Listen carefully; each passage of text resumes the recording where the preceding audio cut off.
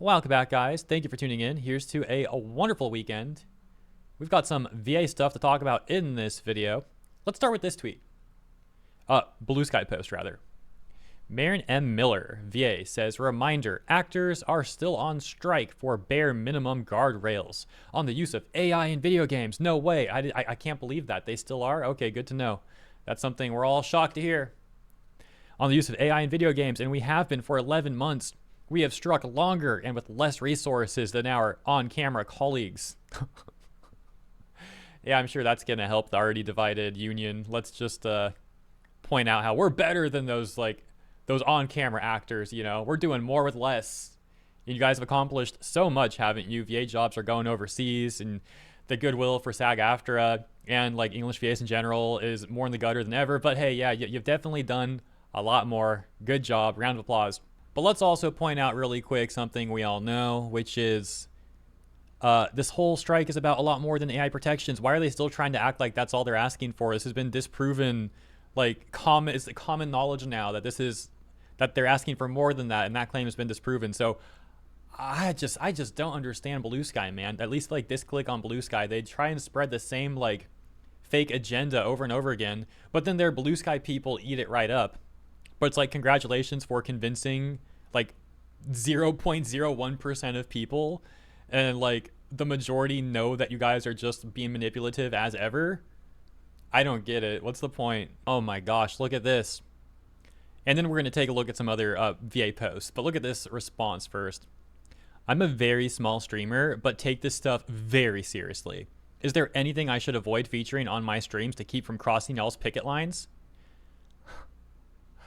There's a little section here for streamers on our strike FAQ. No calls for a boycott, but if you'd like to display graphics in support of our cause in the hopes of getting people to talk about / research it more. Oh, but you don't like when people actually research it more, though. Like, what the frick? Hold on a second. So, research it more, but then we do, and we point out that SAG wants to try and flip all these games to become union, therefore making people say that it's looking like y'all want a monopoly. But then you get mad at us for researching more. Again, make it make sense. Check out the press kit linked in this section. This is exactly the sort of thing we talked about before too, where there were like SAG-AFTRA executives and VAs doing a panel, I think it was at San Diego Comic-Con, and they were like, it would be really cool if you guys added like SAG-AFTRA support themed motifs to your cosplays, like implying you should like put a patch of like SAG-AFTRA on there. And then they were even trying to get people to cosplay like Fran Drescher, like SAG, I think it's the SAG president. Yeah, got it right. National President of the Screen Actors Guild, American Federation of Television and Radio Artists, aka SAG-AFTRA. And that's Fran Drescher. But there's even more hilariousness that I wasn't actually aware of, because there's this VA, Zeke Alton. And look at this article from IGN. It says, SAG-AFTRA chief negotiator clarifies how, fans can both support cosplay and support the strike. With a quote, having the support of all the fandoms would be amazing. Quick side note, obviously this directly contradicts with what Little Kribo had said previously about like, oh, we don't need the fan support. We expected them to get mad at us. That's paraphrasing, of course, but there was like this specific post, for example, that's become infamous in people following the VA news, where he had said, I remember seeing someone post, one of the most important things in the strike is fan support, and they've lost hours. And thinking to myself, I rather doubt when steelworkers refused to work, they were super concerned with how their fan base perceived it. That's just one example, but I think there were even like a few more posts where he was trying to say that like they don't need fan support, you know, same sort of rhetoric basically. But that's not the funny part. Well, I mean, that is funny, but here's like the actual funny part I wanted to show you about that Zeke Alton guy. So they say right here, and this is relating to that Comic-Con panel I mentioned a moment ago. SAG-AFTRA negotiating member and actor Zeke Alton also shared both gratitude and suggestion. I just want to speak to the cosplayers. Love what you love, do what you do. This whole thing is popular because you love the art that we create. So we can't do this without you. We do this for you. Seriously? Oh, we do this for you guys. You should be so grateful and support our strike. We do it all for you. We do it all for you guys. And I think it's been said here that you can do what you do and still support us. Weave it into your cosplay. We want to see the best Duncan Crabtree Ireland that you could possibly do. Ain't no way bro is trying to get people to cosplay freaking Duncan Crabtree Ireland. Like, I'd seen the quote before about a different VA wanting people to cosplay Fran Drescher. I did not know there was another VA wanting people to to cosplay Duncan Crabtree Ireland. What the frick, dude? That's the person who had that like infamous quote, paraphrasing now, but along the lines of like, oh yeah, our SAG union VAs, or actors in general, are superior to any like non-union actors. We're superior talent to them. You are creatives too, so use that creativity to benefit all of us. These people are master gaslighters. Well, I don't know if I'd say master, considering that their whole like movement's failing and they've lost so much goodwill. Let me rephrase. They're like chronic gaslighters, chronic manipulators. And then there's this VA, Ashley Birch.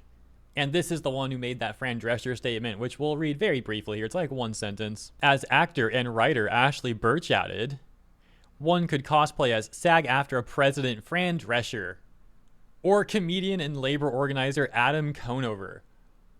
What? I'm freaking so confused. Why do they want people to cosplay their executives? This is so weird, bro. It's so freaking weird. Hey, don't cosplay a character that you love and really want to cosplay, or at the very least think has like a really interesting costume. Nah, don't do all that.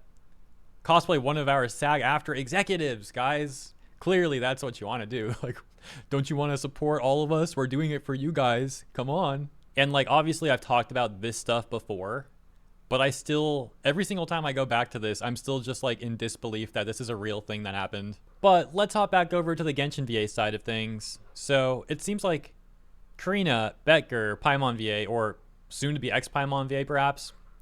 Well, after the interview and after Paimon VA's, Karina's giant rant, where Karina went on to make a number of Blue Sky posts accusing Hoyoverse of not paying her properly or something like that, and then also going on to basically say that Paper Bag Boy was like not fair to her in the interview or something. Well, it seems like Karina since then has gone back to her second strategy, because like strategy one seems to be make a lot of crazy posts and get really angry at people and post a whole bunch.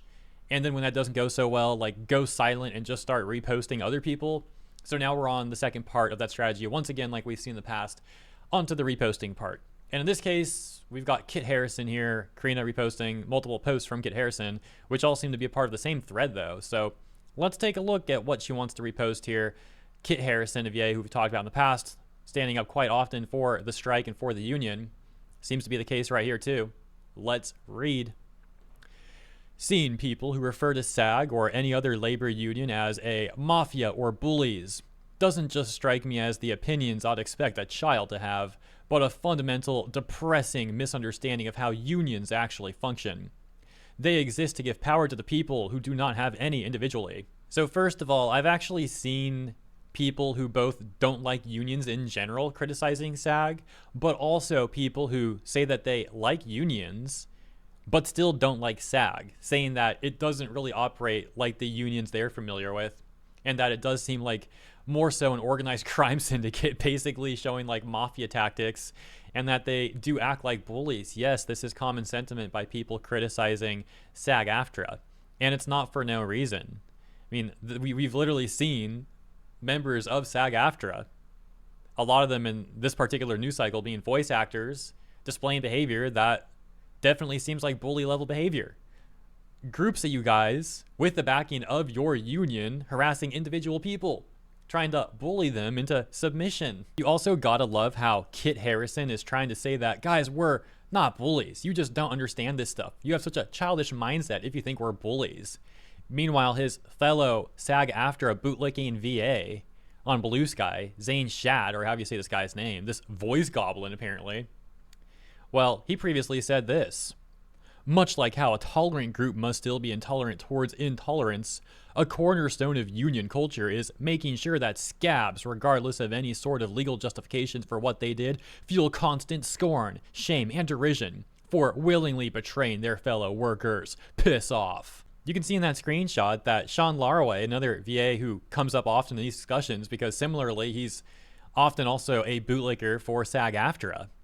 Well, an archive of his Blue Sky account shows that he apparently, allegedly, had a bio that used to read, "Will always pick on scabs." That's not the first time it looked like he changed his bio to be all whiny, as apparently back during the beginning of this whole thing with Jacob Takanashi, he apparently came to the Genshin subreddit, or it was the Gotcha subreddit, I think. It was one of the two, trying to make some damage control post for the Union VAs, for that clique. When that went poorly, seemed to have like deleted the post or deleted his account, deleted everything, something like that, and changed his Blue Sky bio to Genshin Impact is cringe. But it didn't end there either, because he went on to complain, to cry on Blue Sky, saying that the whole Genshin Impact subreddit should be banned. Now, this is, of course, stuff that we have talked about in the past before, but not everyone has seen this stuff. And for those that haven't, I mean, certainly you can understand why I'd want to be sure people have seen this. I mean, it's freaking hilarious, and it's just so pathetic how these people operate. And of course, it shows clear contradictions in what Kit Harrison is trying to say here about how they're really not bullies. But going back to Sean Laraway really quick, adding on to the pathetic behavior, how he seemed to have like, will always pick on scabs or whatever in his bio, and then like running away from the Genshin Impact subreddit or Gacha Gaming subreddit after his damage control post failed, all that pathetic stuff, and plenty of other things we've also talked about over the months. I thought this was especially funny. So I talked about some of his posts the other day and, you know, provided some of my opinion about why his points were bad, right? Very reasonable stuff. Well, he didn't like that very much at all, saying, oh goody, I was featured in a Hirohei video again. Can't wait for his fan base to send me death threats again. Crazy how this guy will seem to openly talk about picking on people, but then instantly play victim when he gets criticism, not address any of my actual points, and talk about something that may or may not have even actually happened. And what did I say that got this guy so upset? Well, I'll play a brief portion of that video. You can see for yourself. They bullied Kenichi's new VA, he says in quotes again, and 2 more quotes here. They lied about the situation. They just want a monopoly. Hoyo was patient enough. They took too long. Seriously, the mental gymnastics need to stop. Those are not mental gymnastics. Those are things that literally happened. Yes, a lot of you guys were bullying Kenichi's new VA. We all saw it happen. Like, how are you going to try and say that's mental gymnastics, bro? What? This argument's so bad. So yeah, once again, you can see it's just like very reasonable commentary. But yeah, like I said, no actual response, and just trying to dodge the points that I made. And then you, of course, have Pomeranian of Doom here. Of course, given that both Hirohei and Asmongold share the same opinion as the fandom, I think it's safe to say that you are on the right side here. Yeah, I'm wrong. Asmongold is wrong. Heck, the whole entire fandom is wrong. You know who's right? The select group of VAs over on Blue Sky and the Union. They're all right. Everyone else is wrong. But I'm not even done about that whole thing Kit Harrison was trying to say about how they're not bullies. I'm still not done talking about that either. Because going back to Zane's chat, he also said all this stuff. If you screw over your fellow workers, I will not give you the benefit of the doubt. I do not respect you. I do not like you. I will not support anything you're involved with, and it is specifically because you are involved. He then goes like full meltdown rage mode and even posts this picture of, I presume, like how upset he would look saying all this stuff. So yeah, we get it. You're like a very weird, very upset person. Congratulations. We can see another example of that right here. Zane Chat, once again. He says, everyone forgets that one of the big parts of union culture is being real frickin' mean to scabs. But hey, Kit Harrison, not bullies, right? Oh, it gets worse. Those are people who betrayed their fellow workers, and they need to be reminded of it. Then this VA, Aiden Rudd, responded and said, unions had mob ties and would actively assault scabs in the 60s. And now we're just like, oh, please don't think I'm the bad guy for being robbed by this opportunistic clown.